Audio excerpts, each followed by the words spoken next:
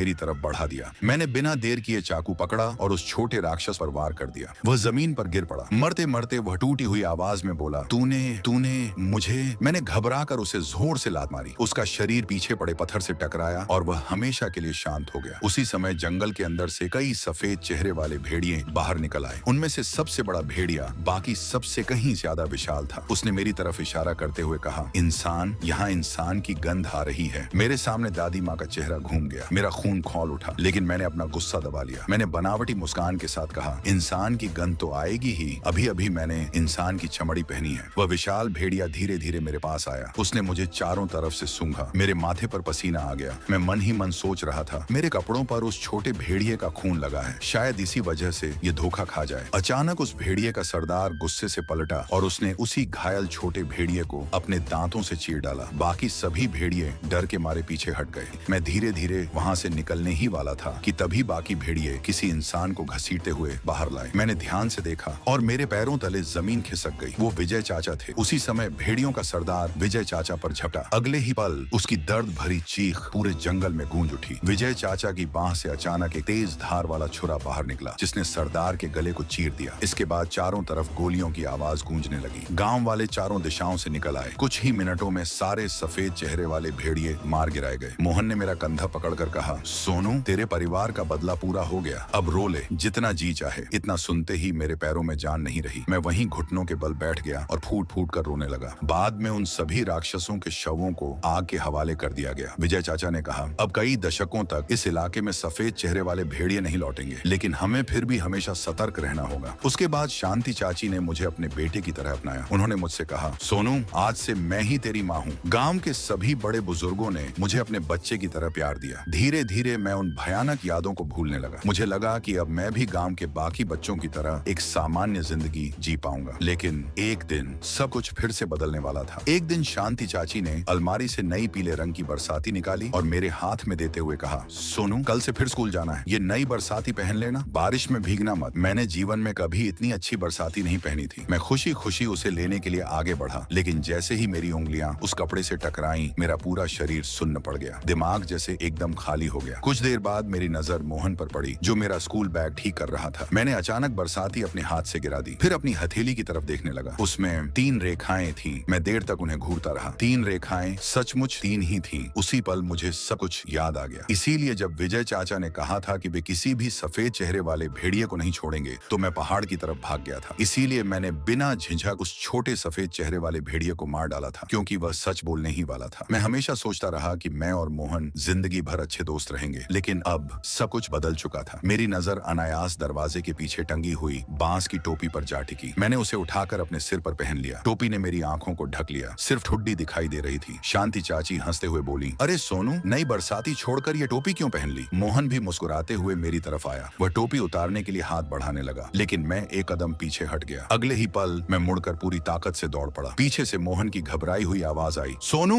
रुक जा, बारिश होने वाली है। लेकिन इस बार मैं पहले से भी तेज भाग रहा था। मोहन लगातार मेरे पीछे दौड़ता रहा। सोनू, वापस आ जा। धीरे धीरे उसकी आवाज पुकार से बदल कर रोने में बदल गई। सोनू, वापस आ जा। मैंने एक बार भी पीछे मुड़कर नहीं देखा, क्योंकि अब मुझे सच्चाई पता चल चुकी थी। अगर मैं गांव में रुका तो एक दिन मैं खुद उन्हीं लोगों को नुकसान पहुंचा दूंगा जिन्होंने मुझे अपना परिवार बनाया था। मैं उन्हें कभी नुकसान नहीं पहुंचाना चाहता था। तभी धाएं जंगल में बंदूक चलने की आवाज गूंजी। मेरे कदम वहीं रुक गए। ऐसा लगा जैसे शरीर की सारी ताकत एक पल में खत्म हो गई हो। मैं जमीन पर गिर पड़ा। धीरे धीरे मेरे सामने विजय चाचा की परछाई उभरी। उनके हाथ में बंदूक थी। उनकी आंखों में जीत नहीं बल्कि गहरा दुख था। उन्होंने भारी आवाज में कहा, असल में उस दिन सोनू कभी अपने घर वापस पहुंचा ही नहीं था। अब कहानी मोहन की नजर से आगे बढ़ती है। मैं हूं मोहन। जिस दिन सोनू भागा था, उसी दिन मेरे पिता और विजय चाचा के बीच बहुत बड़ा झगड़ा हुआ। मेरे पिता गुस्से में बोले, वो चाहे जैसा भी हो, आखिर बच्चे जैसा ही तो दिखता था, तुमने उस पर गोली कैसे चला दी? विजय चाचा ने सख्त आवाज में जवाब दिया, राक्षस राक्षस ही होता है, चाहे वह इंसान की चमड़ी पहन ले, लेकिन इंसान कभी नहीं बन सकता। अगर उसकी असली पहचान छिपी रहती तो वह भागता ही नहीं। जंगली जानवर को कितना भी पाल लो, एक दिन उसकी असली फितरत सामने आ ही जाती है।